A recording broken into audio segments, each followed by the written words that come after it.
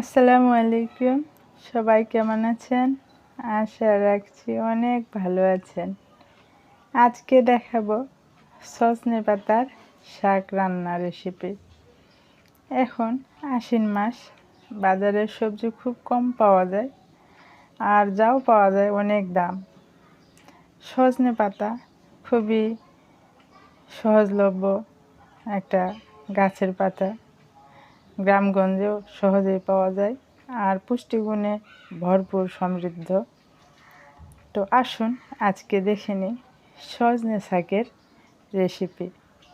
এখানে আমি কিছু সজনে পাতার ডাল নিয়েছি। বেশি বয়স্ক পাতাগুলো আমি নিইনি, মাঝারি আকার বা কচি এই ধরনের পাতাগুলো নিয়েছি। এখানে ডাল থেকে পাতাগুলো কিভাবে ছড়াতে হবে সেই প্রসেসিংটা আমি ভালোভাবে দেখাই দিচ্ছি, আপনারা একটু খেয়াল করে দেখে নিন। এভাবে পাতাগুলো আগে ডাল থেকে হাতে নিয়ে নেব, নেওয়ার পরে উল্টো দিক দিয়ে ধরে এভাবে টান দিলে চিকন চিকন ডালগুলো অনায়াসে ছুটে যায়। এই চিকন ডালগুলো খুব ভালোভাবে বাছে নিতে হবে, না হলে শাকের ভিতরে থাকলে এগুলো কিন্তু গলে না, রান্নার পরে বেশি চোখে পড়ে আর খেতেও ভালো লাগবে না। তো চেষ্টা করবেন যতটা পারা যায় চিকন ডালগুলো থেকে পাতাগুলো আলাদা করে নেওয়ার। তো এভাবে আমি সবগুলো পাতা আলাদা করে নিয়েছি, কাছ থেকে দেখালাম। দেখুন পাতাগুলো শুধু আছে, ডালগুলো ফেলে দিয়েছি। এখন ধুয়ে নেব ভালোভাবে।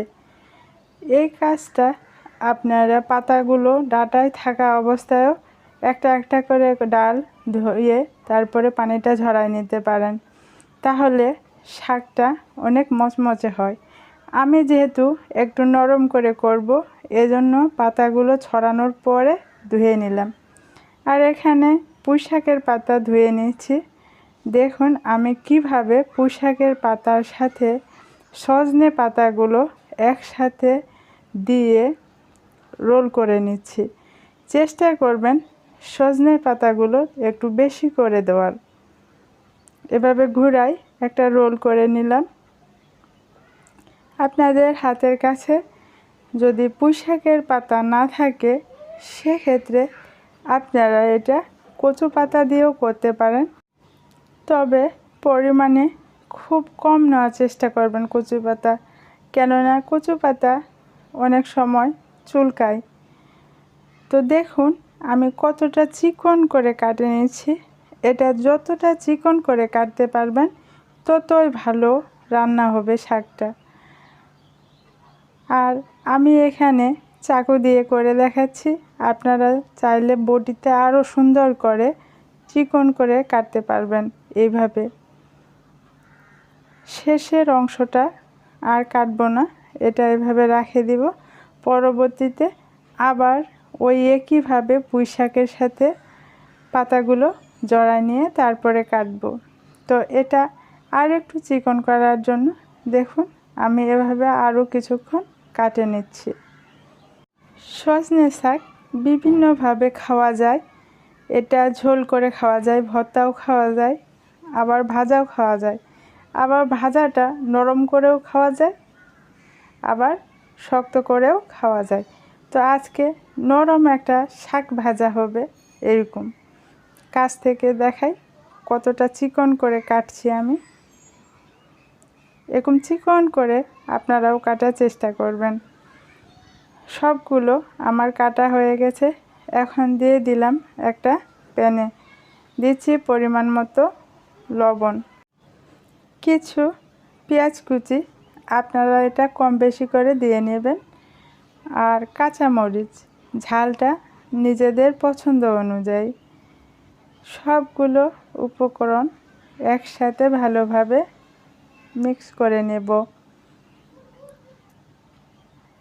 মিক্স হয়ে গেছে, এখন ঢাকনা দিয়ে দেব শাকটা ভাপে ওঠা পর্যন্ত, কারণ শাক বেশিক্ষণ ঢাকনা দিয়ে রাখলে তখন কালার নষ্ট হয়ে যায়। এখন একটু দিয়ে দিলাম খাবার সোডা, এটা আপনারা না চাইলে স্কিপ করবেন। তবে খাবার সোডা দিলে সজনে শাক একটু মোলায়েম হয়। এটা যেহেতু শক্ত শক্ত হয়ে থাকে এজন্য খাবার সোডা না দিলেও কোনো সমস্যা নেই। দেওয়ার পরে আমি বেশ কিছুক্ষণ এভাবে নাড়ে চাড়ে নিচ্ছি।